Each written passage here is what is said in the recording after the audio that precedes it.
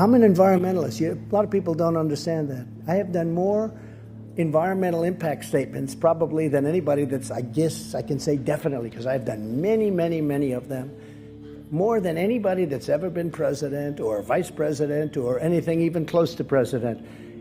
And I think I know more about the environment than most people. So Obama's talking about all of this with the global warming and that, and a lot of it's a hoax. It's a hoax. I mean, it's a money-making industry, okay? It's a hoax. If we ignore that science and sort of put our head in the sand and think it's all about vegetation management, we're not going to succeed together protecting Californians. Okay. It'll start getting cooler. You just watch. I wish science agreed with you. Hey, well, I don't think science knows, actually. Welcome back to Outside Counsel. I'm your host, Jeffrey B. Simon.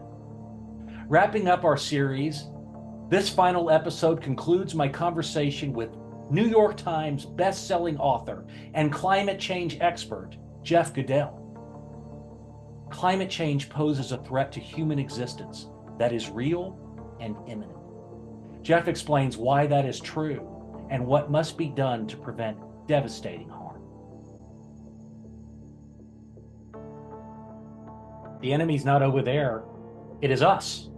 As we continue to pollute the atmosphere with carbon dioxide from the unabated burning of fossil fuels, we will cause the Earth's surface temperature to continue to rise, which will create more extreme heat episodes and other extreme weather events for which we are not prepared. So realistically, what should we do about this threat? The very obvious thing that needs to be said at the very beginning of any conversation about what we need to do is we need to stop putting CO2 into the atmosphere. That is what we have to do. That means getting off of fossil fuels as quickly as possible. As long as we continue to put CO2 into the atmosphere, our climate will continue to warm. And the warmer it gets, the more chaotic it gets, all these things that we've been talking about for the last hour. So the question becomes, what are the strategies for doing that? And there's lots of strategies for doing that. And I'm not a political activist, I'm a writer. But obviously, we need to do everything we can ourselves to minimize our consumption of fossil fuels, whether that means moving closer to where we work, whether that means buying an electric vehicle or bike, whether it means using less plastic, all those kinds of things that we can do personally ourselves. But it also means getting involved politically, right? And we're not going to solve this problem simply by being better citizens ourselves. That's really important morally and scientifically, that we do as much as we can, but we also need to be pulling these larger levers, which can only be done through politics. And so when you ask me what's the most important thing that you can do right now if you're concerned about the fate of our planet and not our planet, of our civilization and this sort of planetary chaos that we've been talking about, frankly, the most important thing is to make sure Donald Trump doesn't get reelected. I mean, Donald Trump, I'm serious. Yeah, I understand exactly what you're making sure. All of the Trump things aside, the sort of Trump character stuff aside, he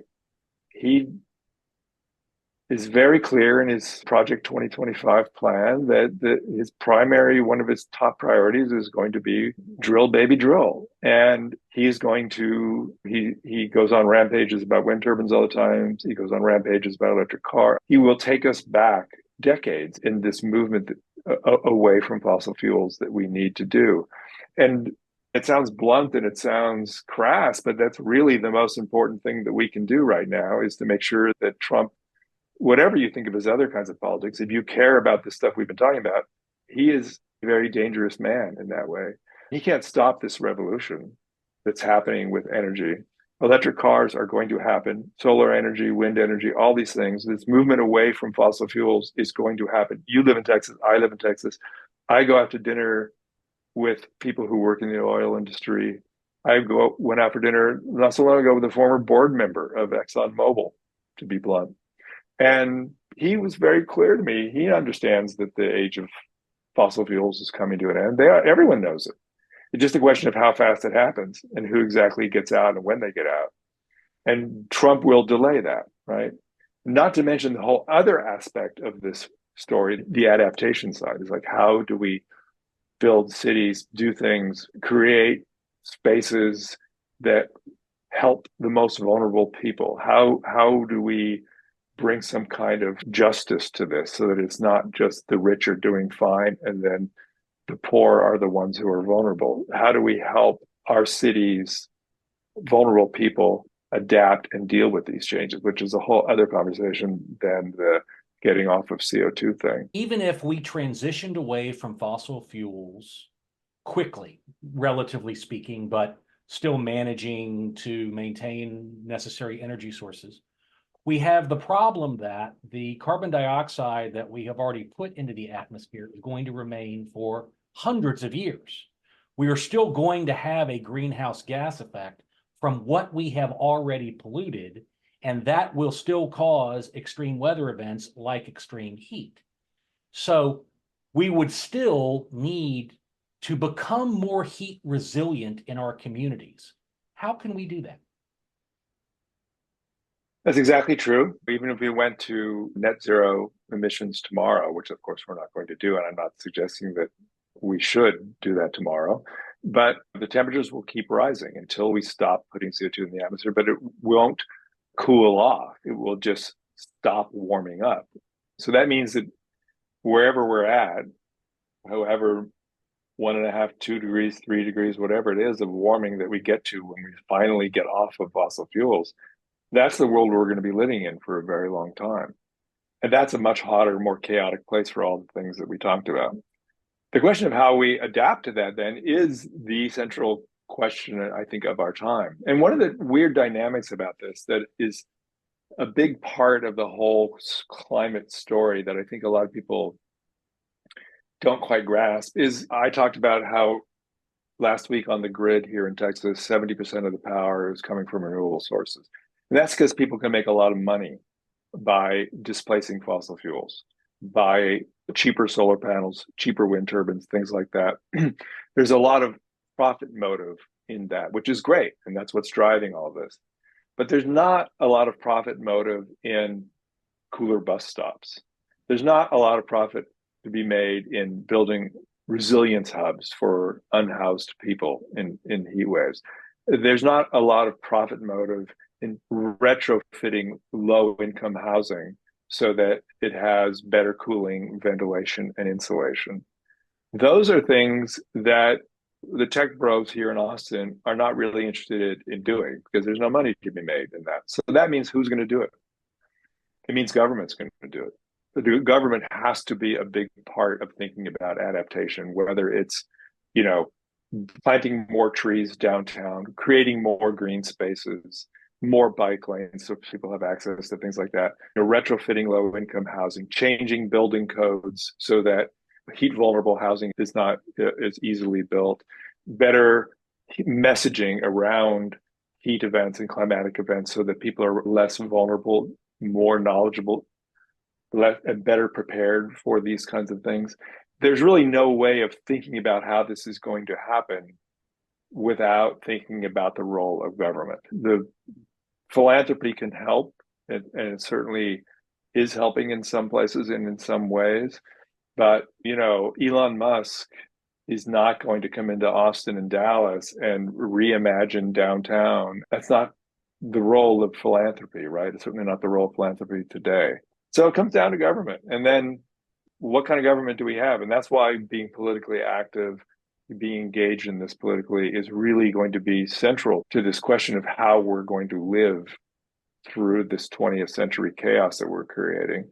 Because after all, government is the engine supposedly of justice and equity, right? And it's their job, the government's role, to build a safe world for us, to keep us safe. That's in some fundamental way the role of government, right? And that extends to all these things that we're talking about here.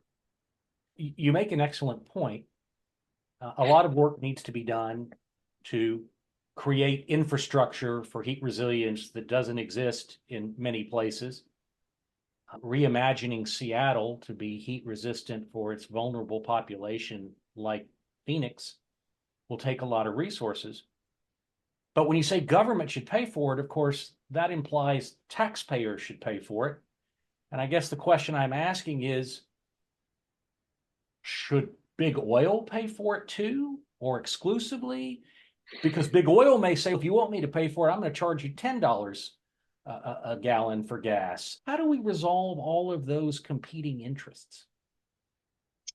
This essential idea that you make a mess, you clean it up, right? That's a very straightforward legal and moral notion. And that has been abandoned in the last decades with the fossil fuel industry, especially when it comes to climate related things. So let's just take an example that's easy for, I think, a lot of people to grasp, which is Houston. They want to build a big thing called the Ike Dike down there, which is a big, complicated mobile barrier in the Houston Ship Channel to protect the refineries and all that are in the Houston Ship Channel from storm surges and hurricanes, which they're very vulnerable to now and increasingly vulnerable every year as the sea levels get higher and higher. What a major hurricane hitting Houston right now would be catastrophic because of the vulnerability of this oil infrastructure there and the kinds of damage it would do to the city, but also the kinds of aftermath of pollution because of these refineries and chemical factories and everything. So there's been a proposal that's been out there for 10 years, I don't know, something like that now, that is, I think, it's been approved, and I don't know where the funding exactly is right now, but I think the funding has been green lighted. I don't think all the T's have been crossed and I's have been dotted on it yet, but it's basically a $30 billion project to build this fancy wall in the ship channel to protect it. Who's going to pay for that? You would think that, okay, since the oil industry, arguably, or not even arguably, is the reason that these places are at risk because of increasing storm surge, because of higher sea levels and more higher hurricane intensity. And then we're building this wall essentially to protect their refineries and chemical plants, that maybe they should pitch in a little. Maybe they made, I don't remember now off the top of my head, the total profits of the oil industry last year, but it was something in the trillions, it was a lot of money. They're not poor. And this project will probably end up costing $70 or $80 billion by the time it's done. You would think that they would participate. There would be some requirement for them to participate in funding this. But no, they're not. It's all going to come from federal government and state government. And so it means from you and me and everybody else in the United States in some way. Yeah, the Army Corps of Engineers is going to build this thing. There may be some dribbles of philanthropic and money from the industry, but it's a very small part. And so this whole conversation has basically been rigged around this notion that, like, they made the mess, but it's our responsibility to clean it up. And I don't know how you change that sort of dynamic, but that's where we are today. And I think this push towards some accountability, some responsibility, whether it's related to the deaths of people from heat waves, whether it's related to the costs of adaptation, I think that there's an increasing awareness that they bear some responsibility for this and should be paying for some of this. When I'm on your podcast sometime, if you'd have me, I would gladly expand upon the importance of climate accountability, litigation, and use of the civil justice system to place the economic burden upon those that caused it significantly. But you do discuss this topic in your book, and you do a beautiful job in doing so. And you provide a scenario. You say, consider this, a company like Exxon, which by some measures is responsible for about 3% of historic global CO2 emissions, could be sued for 3% of the deaths or property destruction and economic loss from every climate-driven flood and heat wave, past, present, and future. To say there are hundreds of billions of dollars at stake doesn't begin to describe it.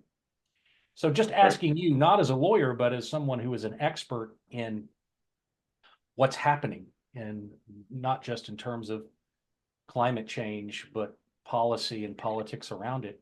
Do you foresee that happening?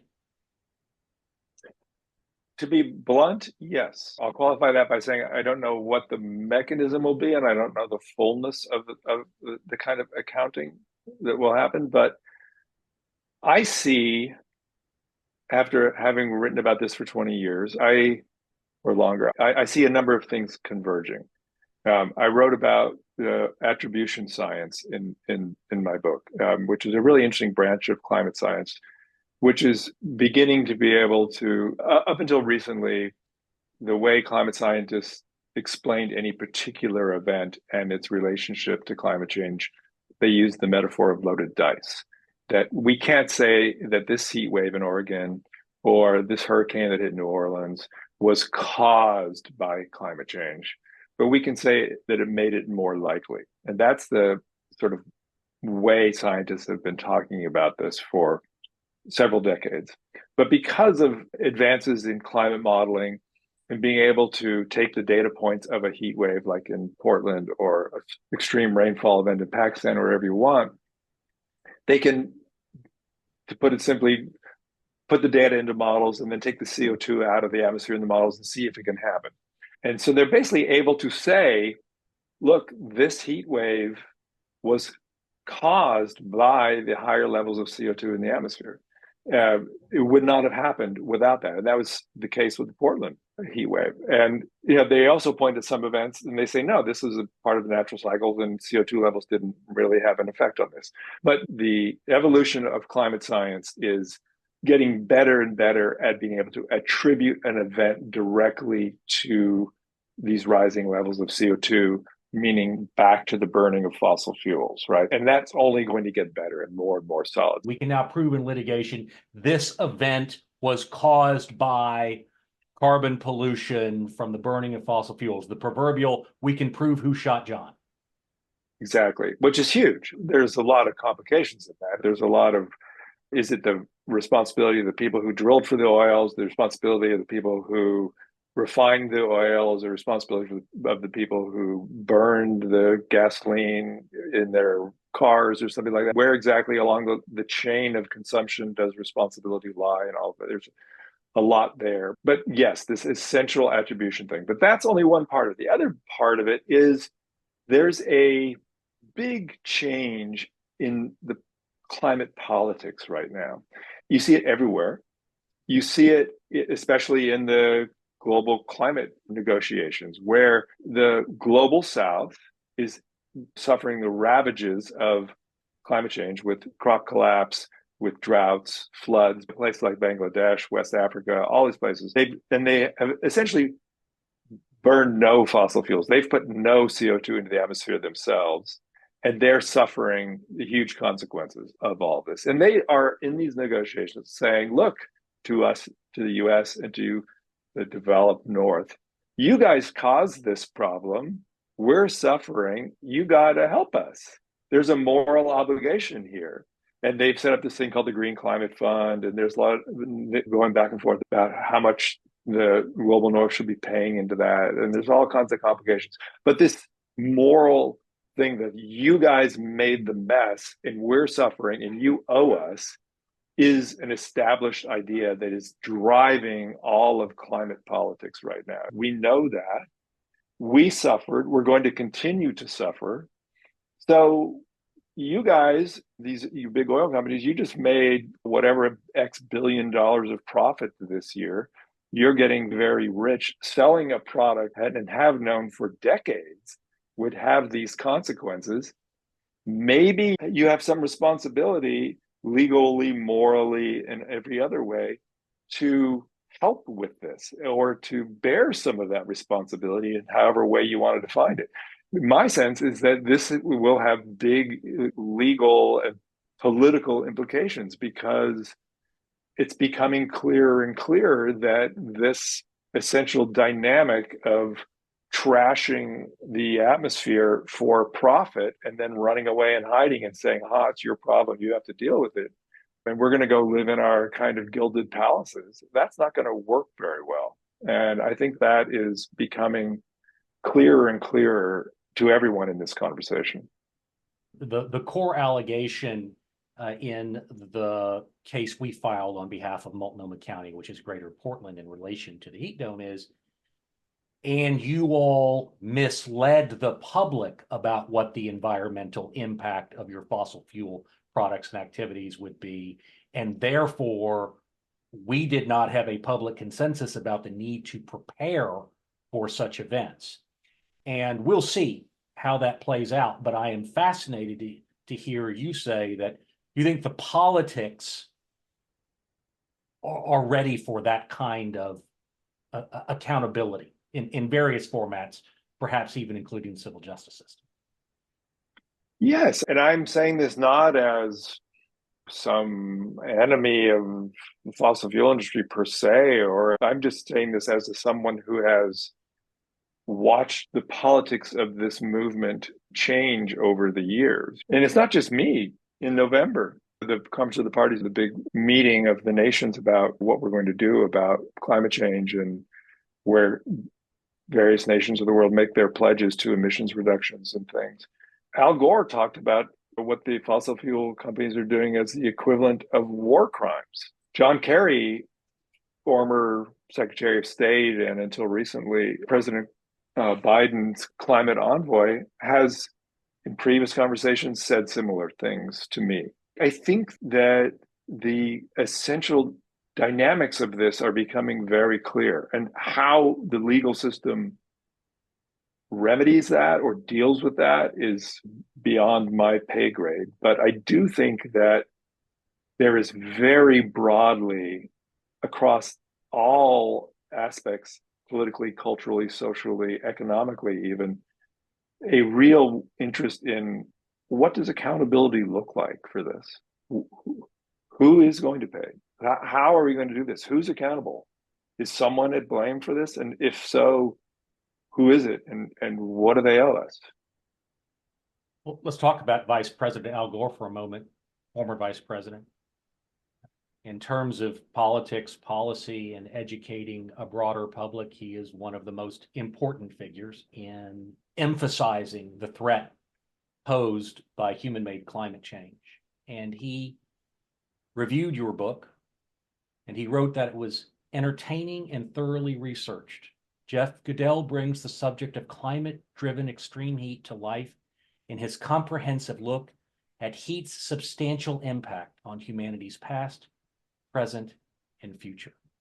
How gratified are you that he blessed your book so effusively?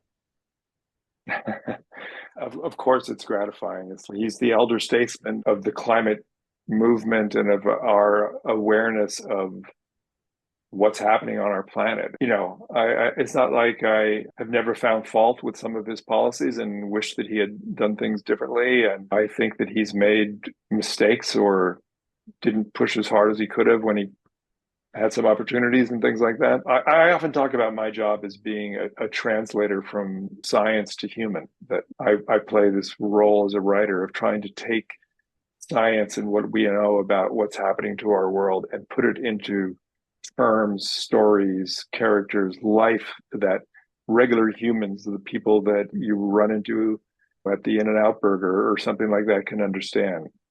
And former Vice President Gore has done a great job with that. He's really was the pioneer in trying to take climate science out of the closet and bring it out into the public square. He's been staunchly engaged in this for decades. He really is a pioneering figure in all of this. And it's interesting because he faded out for a while, but he's really reemerged in the last 3 or 4 years. And it's interesting because that reemergence has been accompanied by this sort of new kind of anger at this question of accountability and about the failure of our political system to deal with the power of these fossil fuel companies. And I think he's been really engaged and animated by that subject more than anything else. If our audience, which I know they do, wants to join me in buying and reading all 7 of your books, and 6 in addition to this one, where will they find them? I always encourage people to buy things from their local bookstores because local bookstores deserve all the support they can get. I'm happy to say that most bookstores you will be able to find my book about heat in it. The Heat Will Kill You First, which was published last July and is coming out in paperback the first part of July this year. So hopefully that would not be hard to find at virtually every bookstore. There's always the default choice of going on Amazon and clicking the Buy It Now button and reading it that way. All the climate change books are available on Audible in audiobook form. They're available for Kindle. So basically, that old phrase of wherever books are sold, I think that you will be able to find them. The Heat Will Kill You First is a must read. And I say that to put it in the following perspective. You describe extreme heat in a way that is not only harrowing, but all too real. People like me and of a certain age will remember Godzilla movies. Your book is, if Godzilla were real and actually stomping out every American city, not to mention cities across the world, then it would be extreme heat, and it's real. And it's a must read. And I thank you and I congratulate you for this work and all the other things you're doing. Can we expect any more books from you? Yes, you can. Exactly when and what about is not clear, but I do want to get going on another book. Actually, I have a couple of ideas that I'm trying to put together right now. My wife doesn't like it when I joke about this, but I'll do it anyway, which is trying to decide a new book idea. It's like trying to decide who you want to marry. It's you look at someone and you think, do I want to wake up next to this person for the next 5 years? And how will I feel about that? And it's like that with a book idea. It's, do I want to get married to this idea? And how is it going to feel like waking up next to this idea every day? And is this how I want to spend the next 5 years? And am I going to find this idea attractive and engaging in the doldrums of the sort of book marriage life? And just like with real marriage, you just have to trust your instincts that you can make the right judgment and that this person or this idea is the right one for you and throw yourself into it. So I'm on the verge. I have my sort of swimsuit on and I'm standing at the edge of the pool about ready to jump in, to mix metaphors a little bit, to a new idea, but I don't want to really talk about it in detail yet. Of course. When that book comes, we would be honored if you'll come talk about it again on Outside Counsel. And having said that, what have we not discussed today? I think you've covered the waterfront pretty well on this. There's all kinds of things we could have dove into in more detail, but I think that as a broad overview of both my book and this subject, I think you've done a great job. And I don't feel like there's any big holes or anything that I'm dying to articulate that I haven't been able to. I appreciate that. Thank you for appearing on Outside Counsel, for the tremendous work you're doing in calling attention to matters that everyone must learn more about and remain focused upon. You're a blessing. We appreciate you, Jeff Goodell. Thank you for having me. Thank you to my guest, Jeff Goodell, and thank you for tuning in. My hope from this 3-part series is that you leave with great urgency regarding the grave threat to our survival posed by human-made climate change, and a lasting determination to join the fight to reverse it before it's too late. On the next episode of Outside Counsel, we welcome back a season 1 favorite, Christy Couvelier. Last season shared with us the harrowing story of losing her son to an accidental opioid overdose.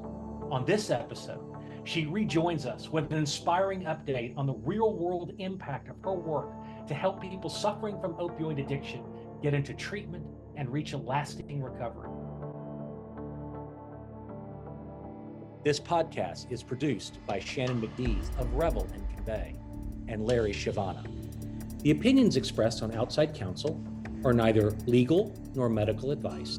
The views and opinions expressed in this podcast are those of the speakers, guests, experts, and/or host.